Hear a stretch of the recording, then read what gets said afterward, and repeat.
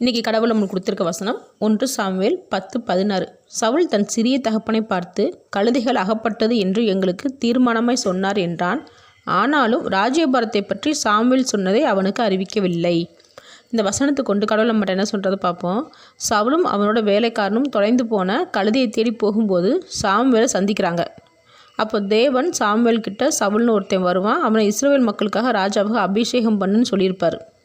அப்போ சாமுவேல் சவுலை பார்த்து நீ தான் இஸ்ரவேலின் ராஜான்றது தெரியப்படுத்துகிறான். அவன் சவுலுக்கு தெரியப்படுத்தும் போது சவுல் கூட அந்த வேலைக்காரனுக்கு தெரியப்படுத்தாமல் சவுலுக்கு மட்டுமே தெரியப்படுத்துகிறான்.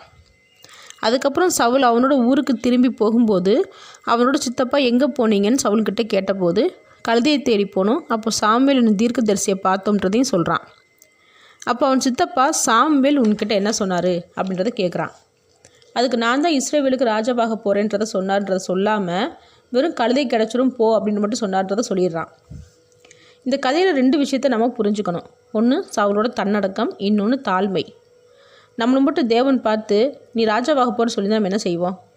அடுத்த நிமிஷமே நம்ம எல்லாத்துக்குமே அதை தெரியப்படுத்தி பெருமைப்படுத்தி பேசிட்டு விளம்பரப்படுத்திட்டு இருந்திருப்போம். இங்கே சவுல் ராஜா ஆக போகிறத வேலைக்காரனு கூட தெரிய வேணாம்னு தான் சாமுவேல் வேலைக்காரனை கொஞ்சம் தூரம் போக விட்டுட்டு அதுக்கப்புறம் சவுல்கிட்ட ராஜ்யபாரத்தை பற்றி சொன்னான். அதை நினச்சி பார்த்து தான் சவுலோட சித்தப்பா கேட்கும்போது ஒன்றுமே சொல்லாமல் இருந்தான் சவுல். அப்போ ஒரு தேவ மனிதன் எப்படி தேவன் சொன்னபடி நடக்கிறத பார்த்தானோ அப்போவே அவனும் அவனோட மனசை ஒழுங்குபடுத்தி தாழ்மைப்படுத்த ஆரம்பிக்கிறான். அப்போ தேவன் நம்மளையும் ஒரு உயரத்துக்கு கொண்டு போகிறாருன்னா முதல்ல நமக்கு வேண்டியது தன்னடக்கமும் தாழ்மையும் தான்.